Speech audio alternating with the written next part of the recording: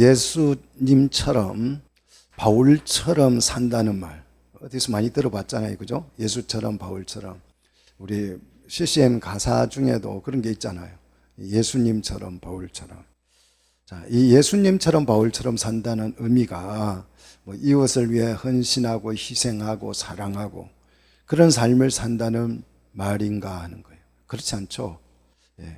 많은 사람들이 그렇게 생각하지만 그것이 목적이 아니죠. 결과적으로 이웃을 사랑하는 결과가 나오지만 그것이 목적이 아니라는 것을 우리는 알아야 합니다. 우리가 하나님의 말씀대로 살면 착한 행실이 나와서 하나님께 영광을 돌릴 수 있습니다. 결과가 그래요. 말씀대로 산다는 것은 착한 행실이 나올 수밖에 없죠. 그런데 착한 행실이 목적이 아닙니다.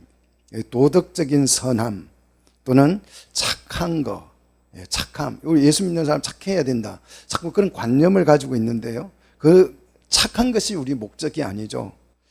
자, 하나님의 말씀대로 산다는 거, 우리 말씀대로 살자, 이런 슬로건 교회에서 너무 많이 들었잖아요.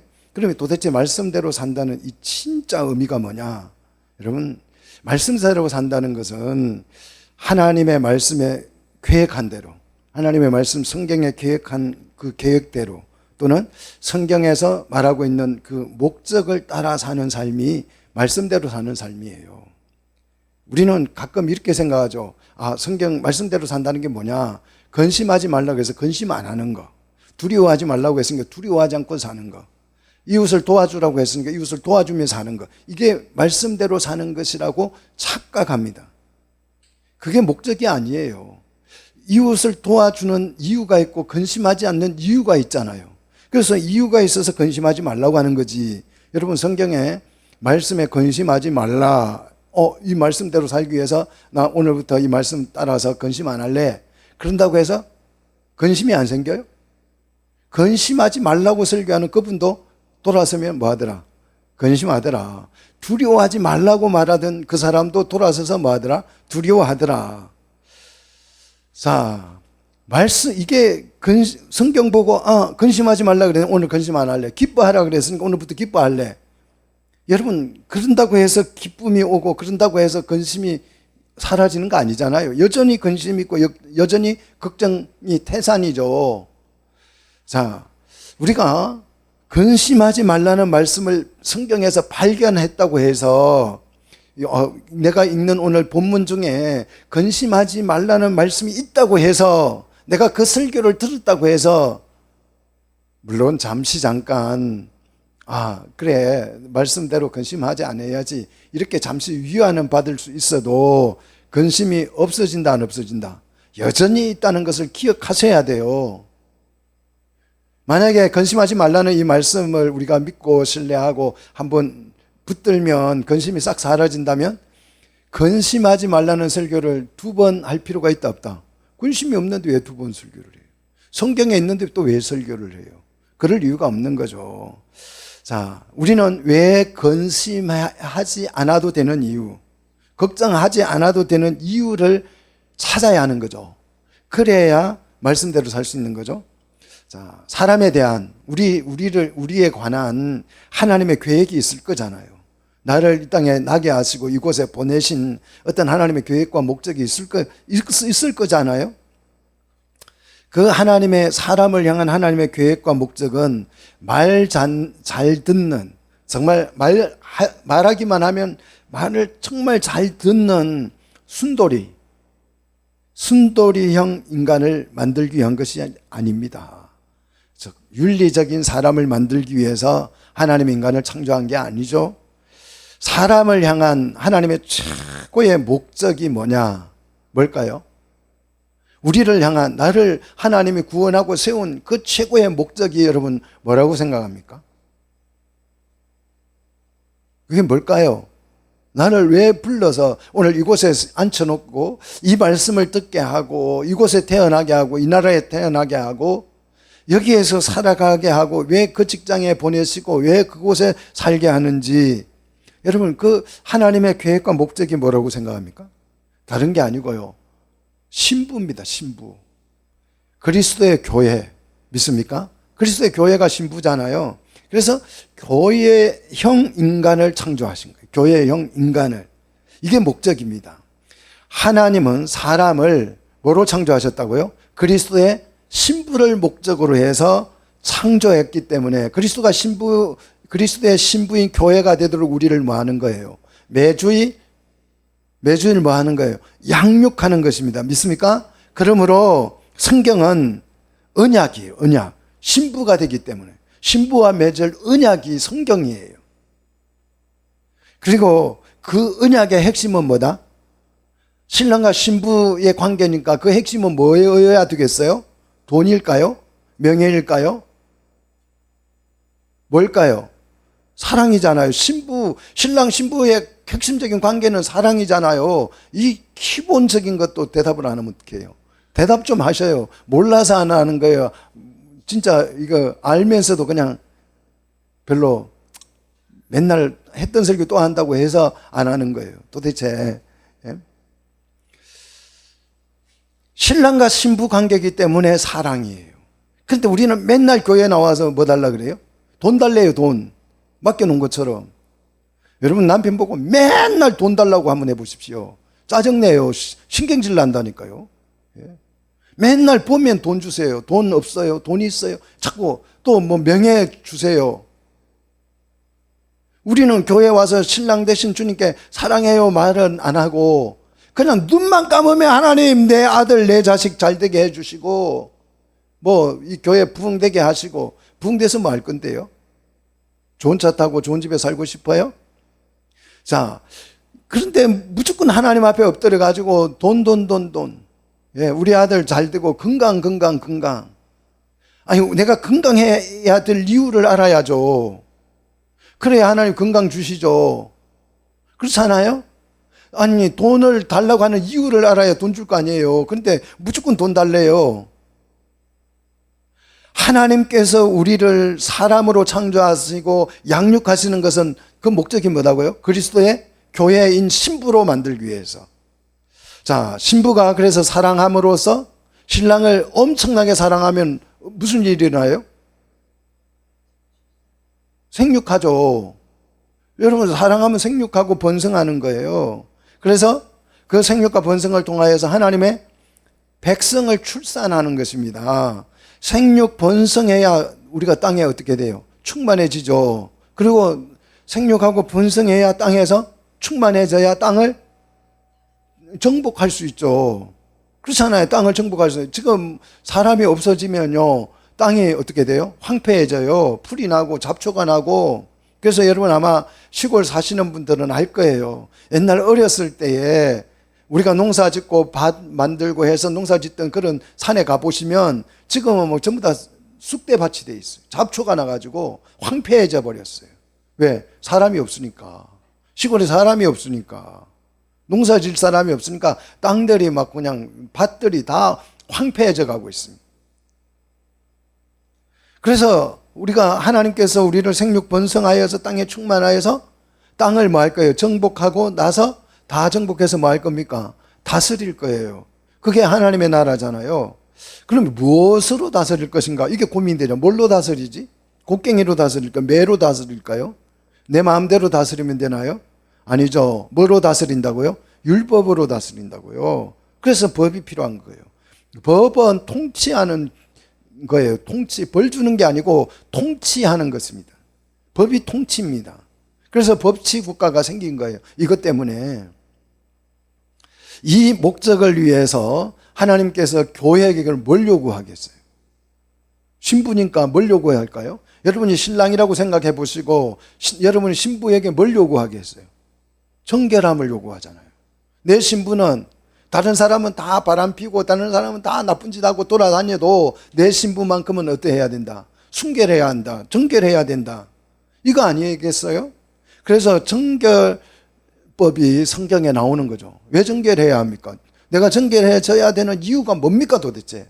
그 이유를 알아야 정결해질 수 있잖아요. 신부니까 정결해야죠. 순결해야죠. 그래서 오직 여호와 하나님만 사랑하고 여호와 하나님만 섬긴다는 이 고백을, 나는 돈 좋아하지 않습니다. 하나님을 사랑합니다. 이렇게 돼야죠. 근데 돈이 왜 필요해요?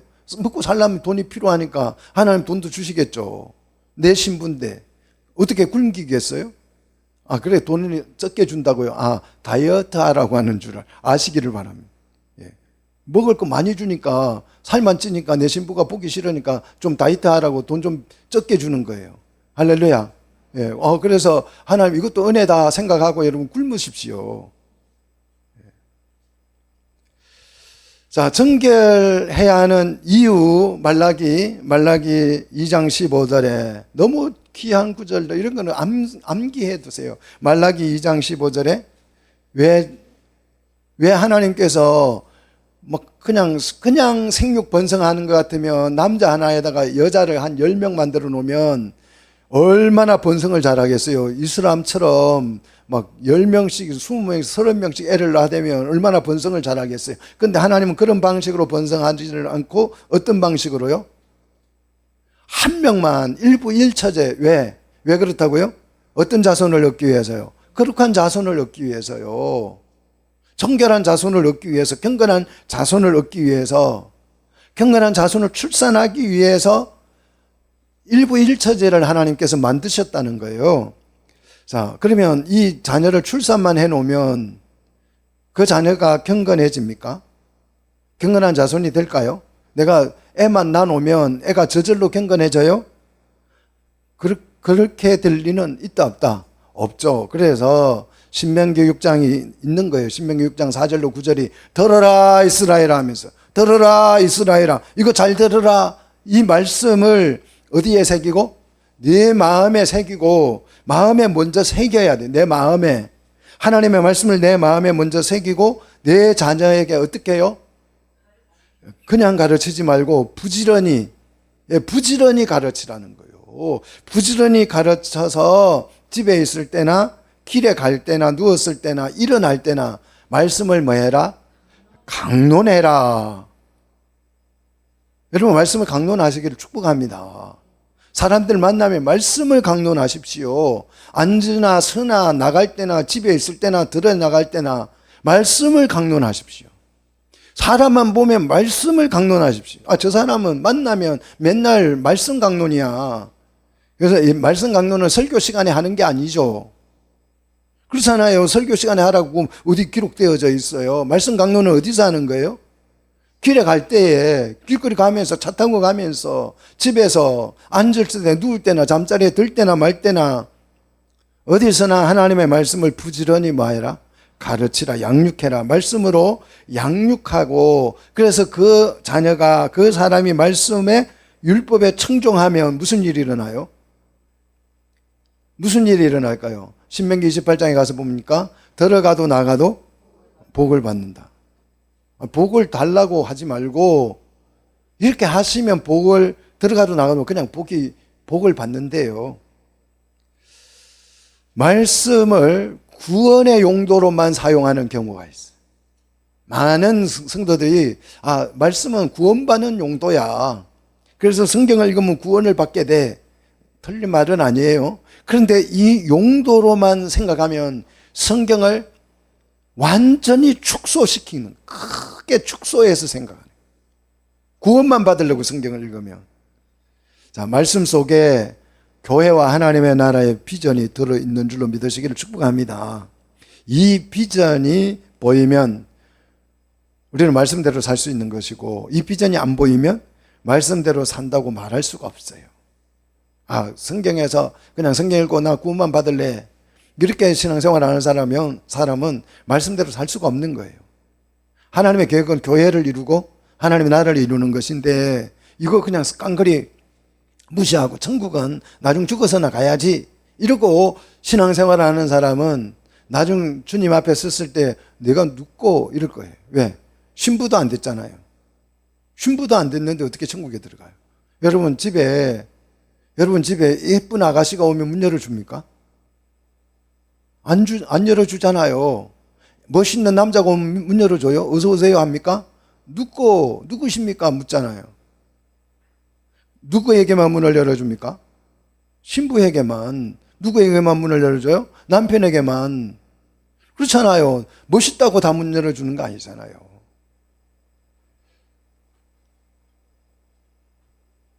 교회를 향한, 우리 교회를 향한 우리 하나님의 비전은 정말 엄청나요. 정말 엄청납니다. 까무라칠 만큼 엄청난 거예요. 정말 엄청난데 너무 아쉽게도 우리 성도들에게 있어서 교회론이 너무 빈약합니다. 교회론이 너무 거의 없는 수준이라고 봐도 그냥 무방해요. 그냥 교회관이 전혀 없다. 교회가 뭔지 모른다. 이게 그냥 그렇게 생각해도 거의 그냥 교회가 뭐냐 그러면 조금 안다는 사람이 교회는 사람의 무리죠. 사람의 모임이죠. 요 정도 아는 사람이 진짜 잘 아는 사람. 많이 아는 사람이. 뭐 신학 물이나 좀 먹었다는 사람은 교회가 뭐냐 그러면 예배당이라고 말을 하지는 않고 사람들의 모임이죠.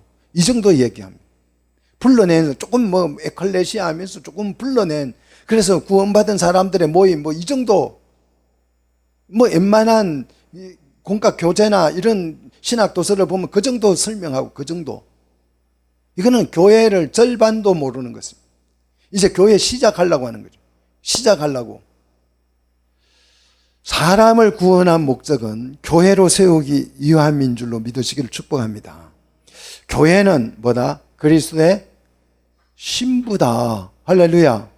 야, 여러분, 내가 신부가 된다는 걸 상상하면 밤잠을 설치게 되겠죠. 교회가 되고 싶어가지고. 누구의 신부가 되는데요? 그리스도의 신부가. 요즘 그 유명한 멋있는 탤런트, 남자 탤런트가 누구죠? 이름이 뭐죠? 예? 몰라요. 이렇게, 이제 이게 정말, 예. 뭐 있잖아요. 그런, 저는 이름을 잘 몰라요. 사람 이름을. 우리 교인 이름도 외우는 것도 힘들어요.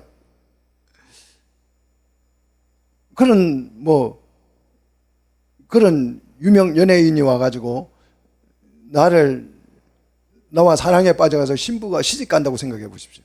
아마 막 가슴이 벌쩍벌쩍 뛰가지고 80 먹은 노인도 가슴이 뛰고 우리 강삼래 권사님도 가슴이 뛸지 몰라요. 그런 남자가 와가지고 우리 한번 사랑을 진짜 해봅시다 이러면 막 가슴이 벌쩍벌쩍 그럴 수 있잖아요. 근데 그리스도에 우리가 신부가 되는 일이에요. 꽃단장 하고 있는데 아무런 느낌이 없다. 막 내 속에 꿈이 솟지 않는다. 그냥 교회 나온 게 그냥 마저 힘들고 그냥 앉아 있는 게 힘들고 아유 이게 또 주일날 왔으니 또 그냥 주일 보내고 가야지. 이런 식의 신앙생활이라고 한다면 그리스도와 아무 관계가 없는 상태죠. 그리스도는 교회의 신부가 되는 줄로 믿으시기를 바랍니다. 그래서 이 교회에게는 하나님께서 엄청난 권세를 주십니다. 신부에게 엄청난 권세를 줘요. 교회가 힘이 없어 보여도요, 결코 힘이 없는 것이 아닙니다. 교회가 크냐 작냐 이거는 그렇게 중요하지 않습니다. 우리가 그리스도의 신부인가 아닌가가 중요한 거지, 신부가 되기만 하면 우리에게는 뭐가 엄청난 권세가 주어진다는 거예요. 이 세상에 현존하는 권세 중에서 가장 강력한 가장 힘이 센 권세가 뭐라고 생각합니까? 엄부의 권세죠. 죽음의 권세. 죽음의 권세입니다. 세상 모든 사람은 세상의 어떤 권세도 죽음의 권세 앞에 어떻게 된다? 다 쓰러진다는 거예요. 다 무너진다. 다 굴복하는 거예요. 뭐 나무가 500년 살고 뭐 거북이가 500년 산다고 그래도 우리가 한 500년 살고 싶다 해도 500년 살고 나면 죽음의 지배를 받는다 안 받는다? 다 받아요. 영원한 게 없어요. 돌도 영원하지 않잖아요. 산도 영원하지 않고 무너지고 바다에 깔아앉기도 하고 땅도 갈라지기도 하고 하늘이 무너지기도 하고 별도 떨어지고 영원한 게 없습니다. 다 죽음의 권세 아래 예외가 없어요. 여기 있는 사람 중에 다 죽음의 권세를 지배 아래 받을 것입니다. 그런데 세상에서 단 한 사람만 죽음의 권세를 이깁니다. 그 사람이 누굴까요? 예수님. 예수님은 당연히 이기겠죠. 한 사람, 단 한 사람. 누가 죽음의 권세를 이길까요? 딱 한 명 있어요. 누굴까요? 그 사람이 교회입니다, 교회. 교회가 신부라니까. 사람이라니까. 그래서 그 사람에게 마태복음 16장 우리 한번 보십시다. 16장 18절. 진짜 이 교회만 뭘 이길 수 있다? 죽음을 이길 수 있다. 자, 마태복음 16장 18절. 내가 이 반석 위에 뭘요? 내 교회를 세우리니 음부의 권세가 이긴다 못 이긴다? 이기지 못하리라. 죽음의 권세가 다른 거는 다 집어삼키는데 뭐만 못 삼킨다? 교회만 집어삼킬 수 없다. 이렇게 기록하고 있잖아요. 그래서 교회만 죽음의 권세를 이길 수 있는 유일한, 따라합시다, 사람이다. 믿습니까? 네. 교회만. 자, 성도가 죽음을 이기고 부활을 하면 그 부활체의 모습은 뭐라고 생각합니까? 우리가 막 교회 다니면 뭐 우리끼리 그냥 얘기하잖아요. 막 우리가 만약에 주님 나라가 주님이 오셔가지고 우리가 부활한다면 우리가 젊을 때 모습으로 부활할까? 30대 모습으로 부활할까? 막 내 흉터는 없어질까? 그러니까 또 이제 좀 유식한 목사님들이 아니 당신이 막 생애에서 가장 예뻤을 때의 모습으로 부활할 거야. 그래요.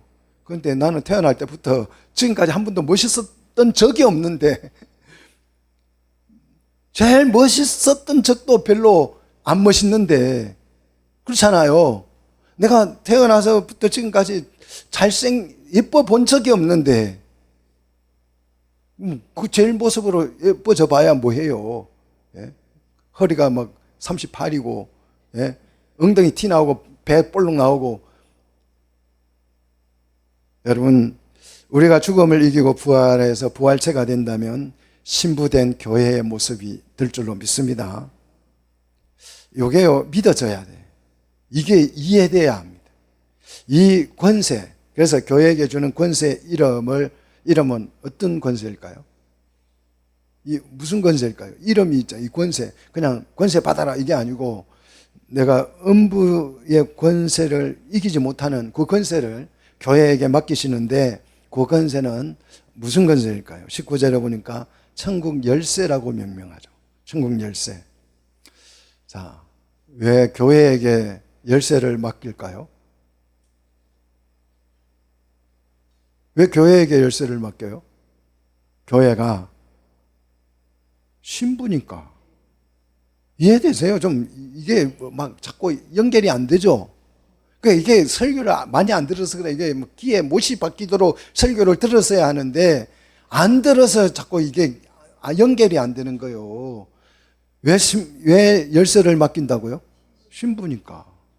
가족이니까 맡기죠. 여러분 집 열쇠 아무나 줍니까? 금고 열쇠 아무나 줍니까? 아니잖아요. 비밀번호 아무에게나 말합니까? 좀 그런 거 좀 말 좀 해주세요. 통장 비밀번호 좀 알려주세요. 카드 비밀번호 좀 알려주세요. 나도 돈 좀 뺏으게. 그런데 가족이 되면 알려줘요, 안 알려줘요? 알려줍니다. 그리고 요즘 핸드폰 이거 잠그는 거 있잖아, 잠그는 거. 뭐 개인 프라이버시다. 가족은 프라이버시가 있으면 안 돼요. 프라이버시 따질 것 같으면 가족 안 해야죠. 그래서 부부 간에 프라이버시다 해가지고 딱 잠가놓고 안 보여줘요. 안 보여주는 사람은 틀림없이 뭐 한다? 딴짓하고 있. 딴짓하고 있. 그 개방해놔도 남편이 그거 안 보고 아내가 안 봅니다. 열어놔도. 안 보잖아요. 그죠? 제 핸드폰은 수시로 집사람이 봐요. 맨날 봐요. 그냥 보면 카톡 다 읽어보고. 그래서 뭐 약속 있는 거 까먹고 있는 거 알려주고 너무 좋아요. 사랑하는 우리 성도 여러분, 열쇠를 맡긴다는 거예요. 왜? 신부이기 때문에. 당연한 겁니다. 자, 신부된 교회에게 무슨 열쇠를 준다고요? 천국 열쇠. 남편이 자동차 열쇠, 집 열쇠, 아파트 열쇠. 비교가 안 되잖아요. 나라의 열쇠를 준다고요. 나라의 곳간 열쇠를. 가슴이 좀 펄쩍펄쩍 뛰십시오. 이 열쇠가 있으면 언제든지 문 열고 들어가서 다 천국에 있는 보화를 내가 갖다 쓸 수 있다. 할렐루야. 이 열쇠가 얼마나 귀한 거예요. 그냥 열고 들어가면 된다. 뭐 가서 원하는 거 다 가지고 오면 된다. 그래도 가지고 나와도 도둑놈 취급 안 받는데 왜? 열쇠를 맡겼기 때문에. 천국, 이건 천국 다 통째는 네 거야. 그래서 천국 열쇠를 맡기는 거 아니겠어요? 이 엄청난 권세를 우리에게 주신다는 것입니다. 그러면 천국 열쇠로 뭘 할 수 있느냐? 사람들은 이걸 잘 몰라요. 천국 열쇠의 용도가 뭔지를 잘 모릅니다. 그래서 개신교고 천주교가 할 것 없이 이 천국 열쇠만큼은 오해를 하고 있어요. 개신교와 천주교가 나누어지게 된 원인도 이 천국 열쇠 때문에 그래요. 이 천국 열쇠 서로 가지려고. 내 거다 네 거다 해가지고 쪼개진 거예요. 개혁주의, 우리 개혁주의가 성경에 가장 근접한 신학 사상이기는 하지만 이 천국 열쇠만큼은 정말 멍청해요. 개혁주의자들도. 이 천국 열쇠가 뭐냐? 우리 개혁주의에서는 이거 교리를 해석하는 권세다. 이렇게 교리를 해석, 교리를 해석하는 권세를 왜 천국 열쇠를 맡겨요? 교리 열쇠를 맡겨야지. 그리고 권징의 권세다. 권징. 벌 주고 칭찬해주고 상 주고 이게 천국 열쇠다. 이렇게 오해를 하고 있죠. 천주교는요, 이 천국 열쇠를 누가 훔쳐갔어요? 교황이 지주머니에 딱 넣고 이건 내 거야. 이래가지고 지 마음대로 그냥 장난질하고 있어요. 내한테 잘 보이면 내가 천국 문 열어주고 안 보이면 닫아버릴 거야. 넌 못 가. 나한테 꼼짝하지 말고 내가 그냥 무엄하다고 해도 죄가 없다고 해도 아멘 해. 그래 문 안 열어준다. 이러고 장난질하고 있는 거예요. 이런 장난을 치고 있다고요. 세계에서 가장 공식적인 사기꾼이 교황입니다, 여러분. 모자 쓰고 지팡이 들고 다니고 막 근엄하게 해가지고 다니죠. 속이 더러워서 그래요. 도둑놈이 들어가지고 겉으로만 그렇게 모습을 다듬고 다니는 거죠. 사랑하는 성도 여러분, 천국 열쇠의 용도가 뭘까요? 말 그대로 천국 문을 열고 닫는 거예요. 열고 닫는 거. 이게 뭐 설명이 왜 필요합니까? 한글만 알아도 다 아는 거 아니겠어요? 천국 열쇠로 무슨 교리를 해석하고 무슨 권징을 해석하고 뭐 그런 게 있어요. 해석할 필요가 없어요. 왜 교회에게 맡긴 열쇠를 내 교회를 세우리니 엄부의 권세가 이기지 못해서 못하는 이 교회에게 뭘 맡긴다? 천국 열쇠를 맡긴다. 그냥 성경만 읽을 줄 알아도 이게 이해가 되잖아요. 그런데 그걸 가지고 내가 가지느니 네가 가지느니 뭐 그럴 필요가 뭐가 있어요. 정말 중요한 얘기입니다. 이 천국 열쇠를 가지고 천국 문을 열고 닫는데 이게 정말 중요해요. 어디서 할 수 있느냐? 어디서? 천국 열쇠를 받으면 어디서 천국 문을 열고 닫고 할 수 있느냐? 나중 죽어서 천당 가면. 맞아요? 그렇지 않죠? 어디에서요? 오늘 성경 보세요. 어디에서요? 땅에서 매면 잠기고, 열쇠를 가지고 맨다는 말은 잠기고 열린다 이 말이에요. 풀리고, 매고 풀리고, 이거는 열고 닫고 이 말이죠. 그죠? 자, 땅에서 잠그면 천국이 잠기고, 땅에서 열면 열린다는 거예요. 너무 쉽죠? 뭐 성경 이거 고민할 거 없어요. 땅이 기준이에요. 땅이. 왜 그럴까요? 왜 땅에서? 신부가 어디 살아요? 땅에 살기 때문에. 그래서 교회를 통해서 이 땅과 하늘이 어떻게 돼요? 연결돼 버려요. 땅에서 풀면 천국에서도 풀리고 하늘에서 풀리고 땅에서 매면 하늘에서도 매이고 연동됐잖아요. 이게 연동됐잖아요. 이게 이 엄청난 비전이에요. 교회가 엄청난 권세를 가지고 있는 것입니다. 우리가 교회가 되어 있는 것이 여러분이 승리하는 길입니다. 엄부의 권세가 가장 큰 권세가 못 이기니까 다른 권세는 교회를 삼킬 수 있다 없다. 뭐 세상 어떤 권세도 막 저거가 뭐 교회 해산법 만들고 뭐 하지만 그거는 범죄자들이나 하는 짓이에요. 범죄자들 머릿속에서나 나오는 얘기죠. 동성애 좋아하고 그런 애들 머릿속에서나 나오는 거죠. 동성애로 교회를 이길 수 있습니까? 못 이겨요. 뭐 그 하나라 그 권세를 지었다고 그거 가지고 까불고 돌아다니지만 범죄자가 교회 이길 수 없어요. 우리가 교회가 되는 게 중요해요. 교회가 짓밟히는 것은 교회 되지 못했기 때문에 망신당하는 거예요. 아무것도 아닌 인간 쓰레기 비슷한 사람에게 망신당하고 짓밟히는 거예요. 그 성경에 기록이 되어 있잖아요. 소금이 맛을 잃으면 길에 버려져서 짓밟힘을 당한다. 동성애 좋아하고 교회가 동성애 좋아하고 그러니까 짓밟히는 거예요. 동성애를 막 반대해서 짓밟히는 게 아니고 그 손hen보 목사님 한번 보세요. 동성애 반대하니까 트럼프하고 어제 아래 가서 백악관에서 만났더라고. 아니 일개 목사가 대통령도 트럼프 만나기가 어려워요. 아니 그 뭐 국민의힘 대표도 가서 트럼프 만나기가 어려워요, 쉬워요? 어렵습니다. 그 양반하고 사진만 한번 찍으면 그냥 만나는 것도 필요 없고 지나가다가 어깨동무해서 그분이 어깨동무에 툭툭 들여주고 사진만 한번 찍어도 대통령 된다고요. 웬만한 나라에 대통령 돼요. 근데 그 손hen보라고 저 부산 시골에 사는 사람이잖아요.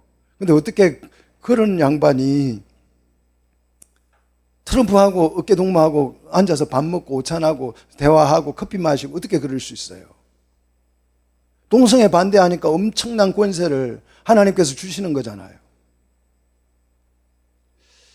땅에서 천국을 시작하면 하늘에서 천국이 시작되고 땅에서 천국을 그만두면 천국에서도 하늘에서도 그게 잠긴다는 거예요. 그래서 이 땅에서 우리 신앙생활이 중요한 것입니다. 이 천국을 열고 닫을 수 있는 게 우리가 열쇠를 우리에게 맡겨서 우리가 열면 열리고 닫으면 닫히는 거예요. 그러니까 우리가 이 땅에 사는 동안 신앙생활하는 것이 중요하다 중요하지 않다. 그래서 중요한 것입니다.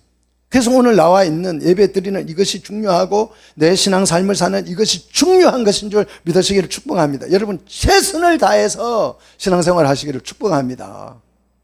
이렇게 엄청난 일이 어떻게 가능해지느냐, 어떻게 가능해지는지가 알려드릴게요. 어떤 일이 있었길래 우리 이 열쇠가 나에게 주어지고 나에게 주어진 이 열쇠로 내가 천국 문을 열고 닫을 수 있게 됐는지, 어떻게 이 일이 가능해졌느냐.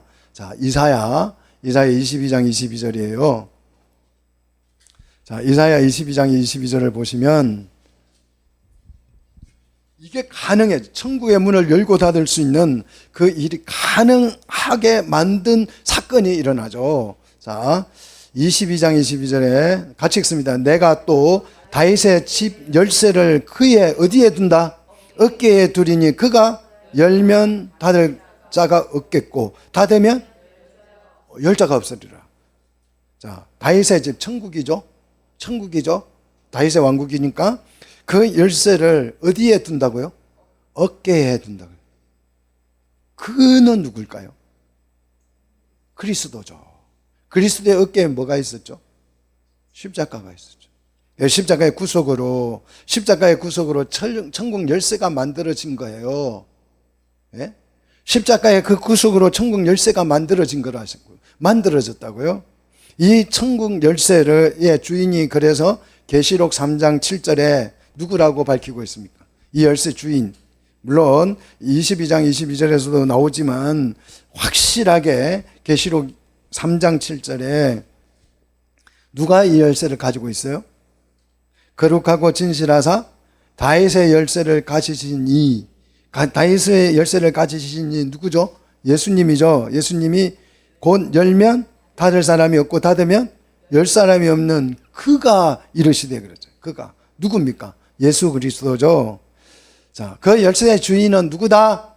예수 그리스도라고 말씀을 합니다. 예수님이 이 열쇠를 십자가의 구속으로 인해서 이 열쇠가 만들어져서 가지게 된 거예요. 그래서 이 열쇠를 가지고 있다가 자기 호주머니에 넣어둔 게 아니고, 넣어두고 이제 예수님의 마음대로 닫고 열고 이러는 게 아니고, 자, 오늘 본문 마태복음 16장 19절. 자, 16장 19절에서 이 열쇠를 누구에게 줬다고요? 내가 천국 열쇠를 내게 주리. 내가 누구예요? 내 위에 세운 뭐예요? 교회에게 주노니. 그 말이잖아요. 교회로 세워졌으니까. 베드로가 교회가 됐으니까 교회가 된 베드로에게 주노니, 이 말이잖아요. 그래서 교회에게 이 열쇠를 주님이 맡겨주신다는 것입니다. 아멘입니까? 네, 교회가 이 열쇠를 가지고 있는 거죠. 지금 그리스도의 어깨에서 만들어진 이 교회 열쇠가 그 어깨에 메고 와서 이 열쇠를 주님이 어깨로 메고 와가지고 이 열쇠를 누구에게 줬다고요? 교회인 신부에게 줬다고요. 그 이제 신부가 마음대로 열고 들어갈 수 있는. 교회가 천국 문을 열면 천국이 열려요. 교회가 천국 문을 닫으면 천국 문이 닫혀요.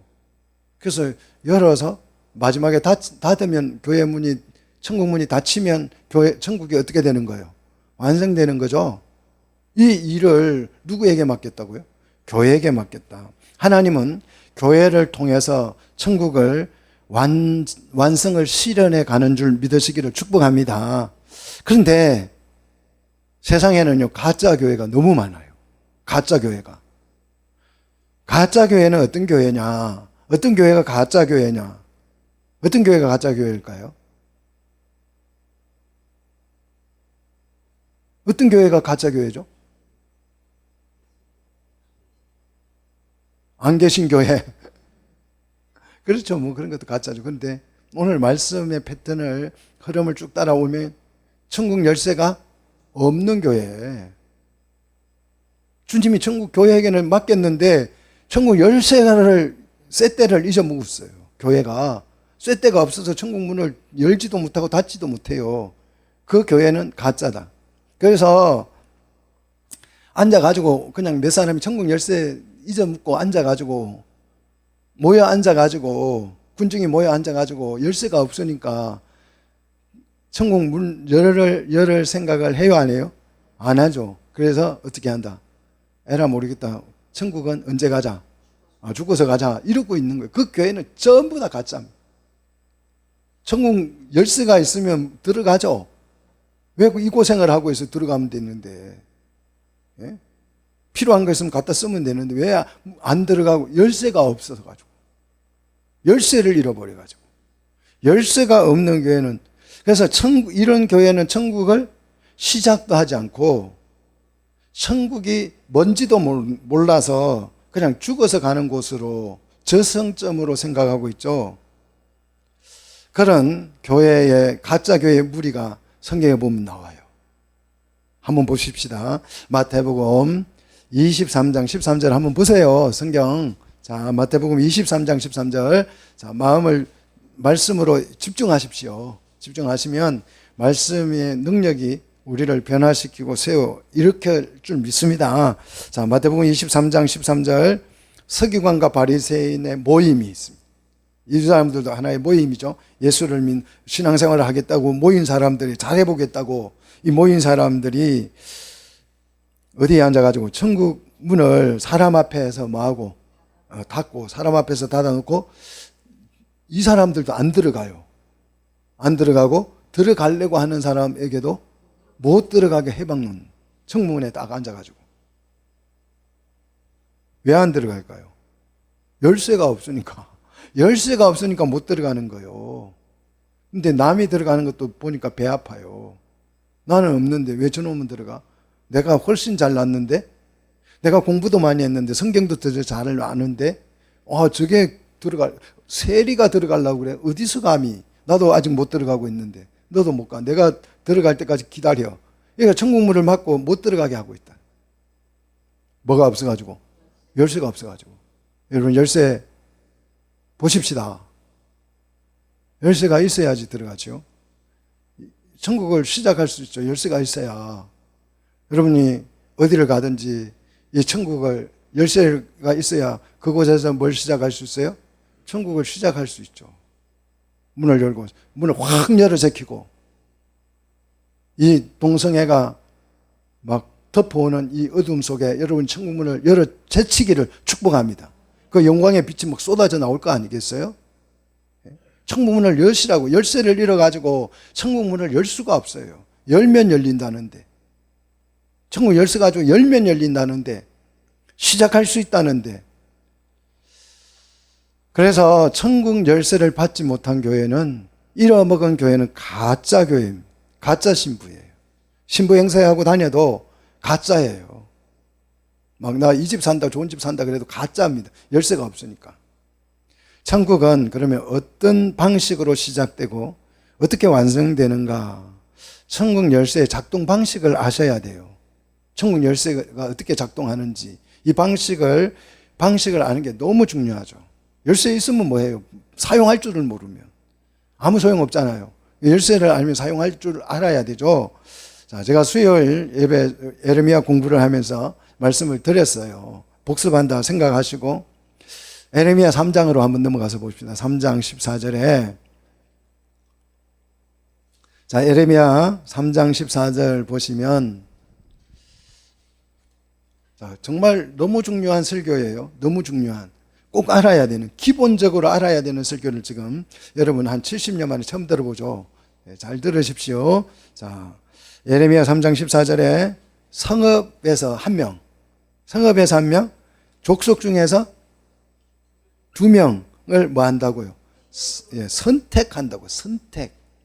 뽑아서 선택한다. 그래서 하나님이 우리를 택했다 하는 말이 이 말이에요. 자, 성읍에서 1명 정도 택했어요. 의정부에서 1-2명 택해왔죠.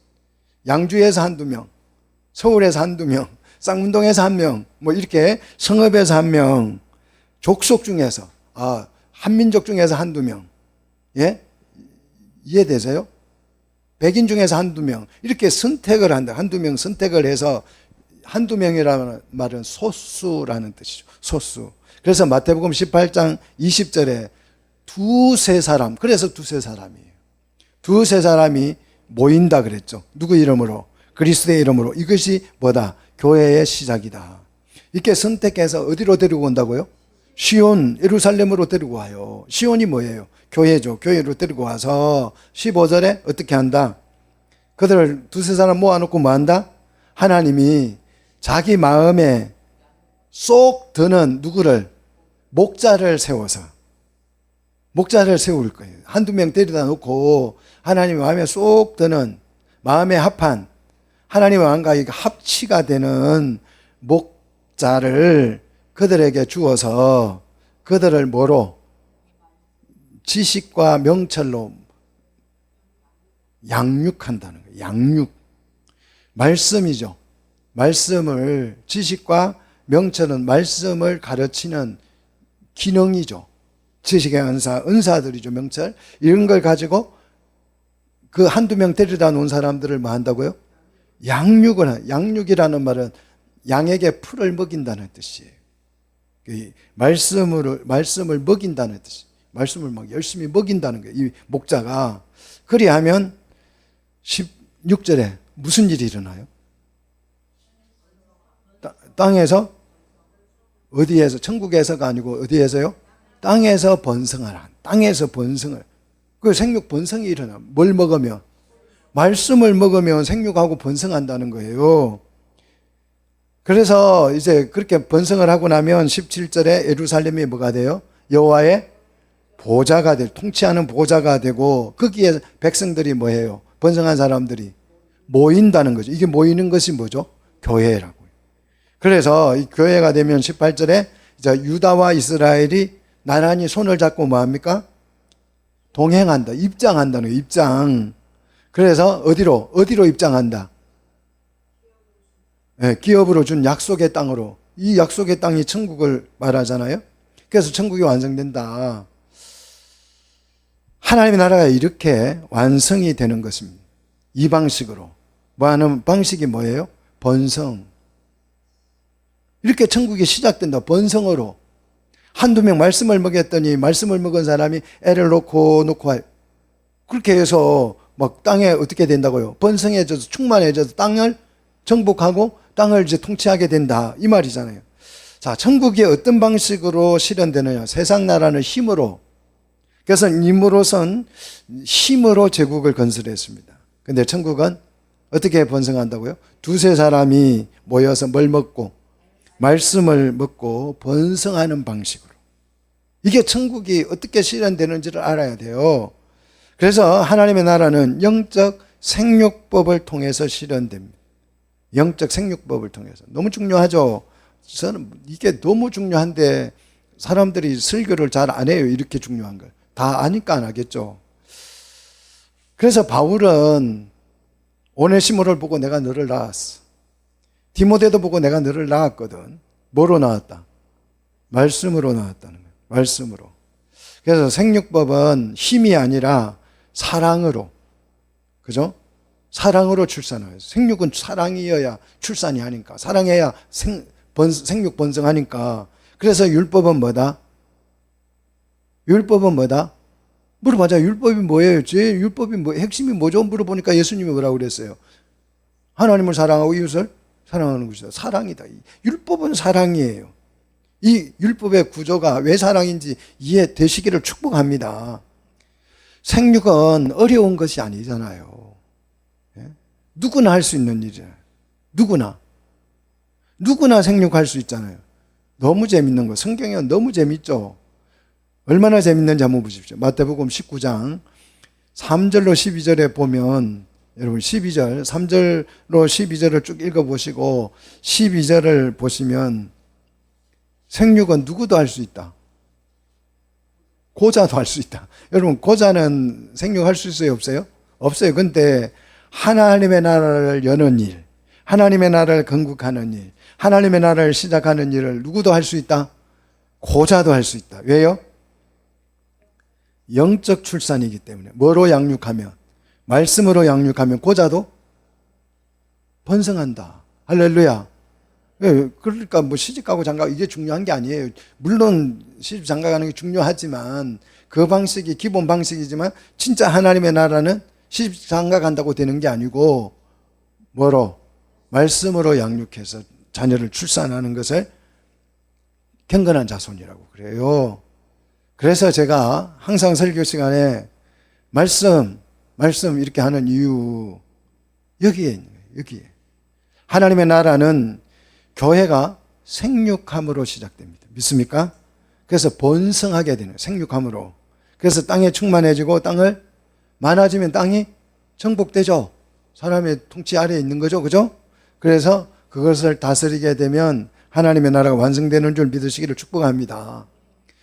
자, 천국문은 이렇게 열리고 이렇게 닫혀요.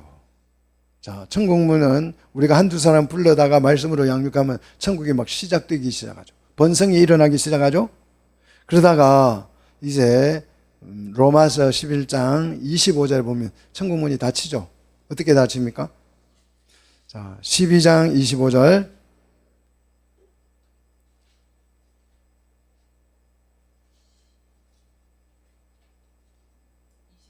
예, 25절에 보면 이방인의 충만한 수가 들어오며. 안 나오세요? 제가 성경 구절 잘못 없어요. 예, 11장 25절. 없어요? 있죠. 11장 25절. 이방인의 충만한 수가 들어오며. 이제 만땅. 그러면 천국문을 어떻게 해야 돼요? 닫아야죠. 그 수가 채워지면, 이방인의 수가 충만한 수가 채워지면 이제 만족할 만 하나님 계획한 숫자가 채워지면 한둘이 불러가지고 이제 양육해가지고 이제 번성했어요. 그래서 이제 그만 번성해야죠. 집이 곳간이 좁으면 안 되잖아요. 그래서 충만한 수가 채워지면 이제 이방인 유대인들도 이제 돌아오고 그렇게 해서 이제 천국이 다 차면 천국은 완성되죠. 그러면 천국이 완성되면 이제 생육할 필요가 있어요? 없어요? 없어요. 그래서 천국에는 혼인이 있다 없다? 없다. 혼인 제도가 폐지된다. 시집 장가 안 간다. 천국에 가면. 예수님이 하신 말씀이잖아요. 그죠? 근데 이걸 몰라가지고 천국에 가면 막 이 아내가 누구 아내가 되나요? 이렇게 묻고 있어요. 묻고. 정말 서기관이라는 사람들이, 바리새인이라는 사람들이, 사두개인이라는 사람들이 예수님께 천국 가면 이 여자가 누구 아내가 되죠? 이렇게 묻고 있어요. 얼마나 한심해요. 생육 번성은 하나님의 나라를 시작하기 위해서 만든 제도예요. 믿습니까? 그런데 이 제도가 이제 천국이 완성되면 이 제도는 어찌 된다? 없어진다. 성경이 이해되시기를 축복합니다. 정말 이해되셔요. 신앙생활이 뭔지를 알아야죠. 그래야 내가 말씀대로 사는 거잖아요. 하나님이 생육 번성의 복을 주신 이유가 여기에 있는 거죠. 천국이 뭐로 시작하기 때문에, 생육 번성으로 시작했기 때문에, 번성. 그래서 창세기 1장부터 번성하라 하고 번성을 뭐로 주셨다? 복으로 주신 걸로 믿으시기를 축복합니다. 생육 번성은 오직 뭐로 가능하다? 사랑으로 가능하다. 그래서 율법의 핵심은 뭐다? 사랑이다. 하나님과 이웃을 사랑하는 것. 자, 그러면 하나님도 사랑하고 이웃도 사랑하고 이렇게 따로따로 사랑하는 것인가? 그게 아니고, 그게 아니에요, 여러분. 하나님은 위로는 하나님 사랑하고 옆으로는 이웃을 사랑하고 아래는 우리 자손들을 사랑하고 뭐 그런 게 아니에요. 그렇게 오해하시면 안 돼요. 내가 이웃을 사랑해서 이웃과 뭐가 되는 거예요? 한 몸이 되는 거죠. 그래서 그리스도의 몸을 이루는 거죠. 그러면 이 몸이 누구를 사랑해요? 그리스도 신랑을 사랑해가지고 그리스도와 한 몸을 이루죠. 이게 하나가 되는 거예요, 하나가. 그래서 하늘과 땅이 통일된다니까요. 하나님과 우리가 통일된다니까요. 한 몸을 이룬다니까요. 그래서 그리스도의 장성한 분량까지 자랄 거예요. 예? 그 영광에 우리가 참여할 것입니다. 그래서 하나님의 나라를 그리스도의 보좌와 함께 옆에 앉아가지고 같이 통치할 거예요. 그냥 아내의 나라를 우리에게 뭐 한다고? 하나님께서 우리에게 기업으로 주신다고요. 그래야 천국이 완성되죠. 그래서 에베소서에 하늘과 땅이 통일된다라고 바울이 설명하고 있는 거죠. 자, 그래서 신명기 30장 16절을 보시면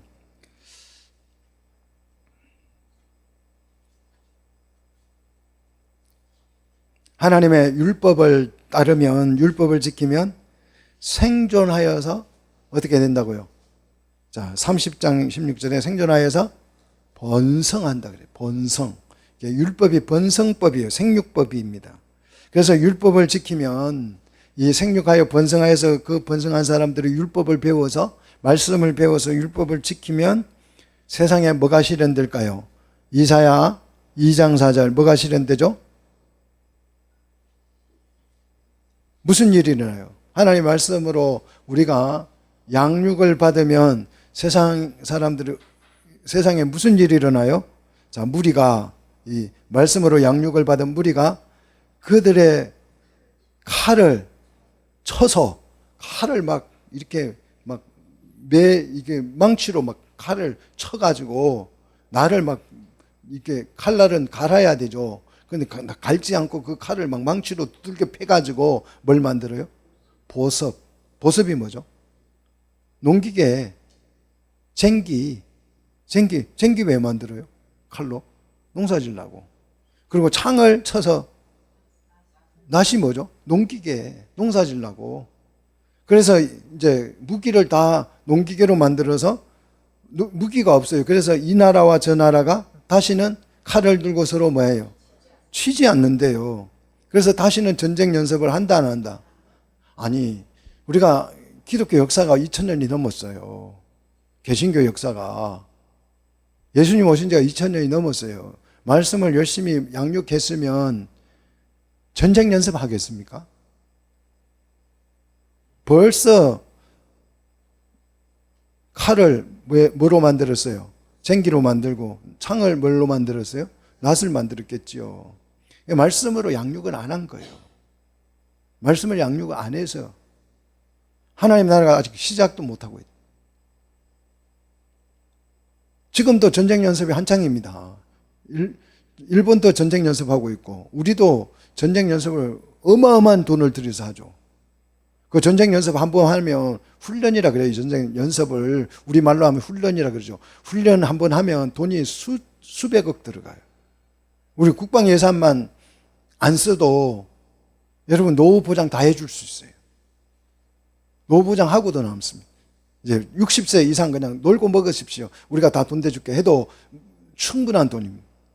전쟁 연습을 안 해도, 미국이 전쟁 연습하고 있고 대만이 전쟁 연습하고 있잖아요. 필리핀이 하고 있고 세계 전 나라가 지금 전쟁 연습. 그 무기 값이 어마어마해요. 그런데 말씀으로 양육을 해서 먹였더니 이 무리가 뭐 하더라? 무기를 그냥 다 농기계로 만들어가지고 서로 전쟁 연습 안 하더라. 그래서 서로 전쟁을 안 하니까 뭐가 실현돼요? 평화가 실현돼요. 어떻게 세상이 전쟁을 끝내고, 전쟁뿐이 이 세상에서 어떻게 전쟁을 끝내고 평화를 실현할 수 있냐고요? 어떻게 이런 일이 일어났다고요? 자, 그 위에 줄 한번 보십시오. 이사야 2장 3절. 뭐가 나와서? 율법이 시온에서 나오고 예루살렘에서 뭐가 나오면? 말씀이 나오면 그 말씀으로 그리스도께서 뭐 하시면? 통치를 하시면 이제 평화가 실현다. 말씀 통치가 일어나. 법 하나의 율법으로 통치를 하면 평화가 실현되는데, 이 평화가 실현된 나라를 우리는 무슨 나라라고 불러요? 하나님의 나라라고 부르죠. 시온과 예루살렘은 교회를 말하죠. 그래서 교회를 통해서 율법과 말씀으로 통치가 된다는 거예요. 그래서 하나님의 나라가 시작되고 천국이 이루어진다라고 지금 오늘 본문은 설명하고 있는 거죠.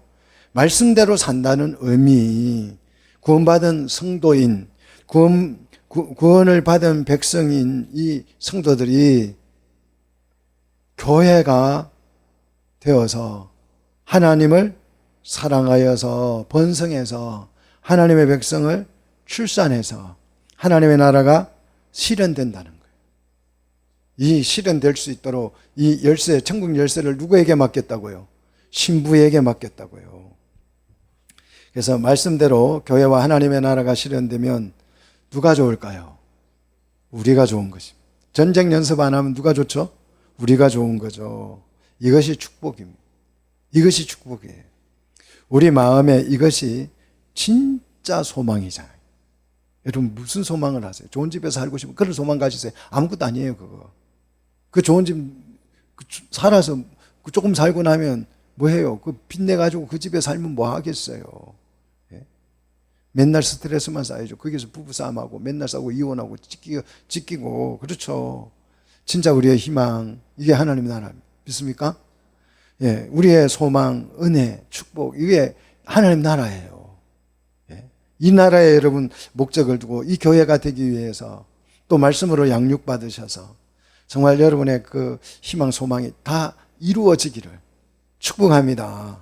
이 엄청난 이 프로젝트에 우리 같이 동참하여서 하나님의 나라를 이루어가는 교회가 되시기를 주의 이름으로 축원합니다.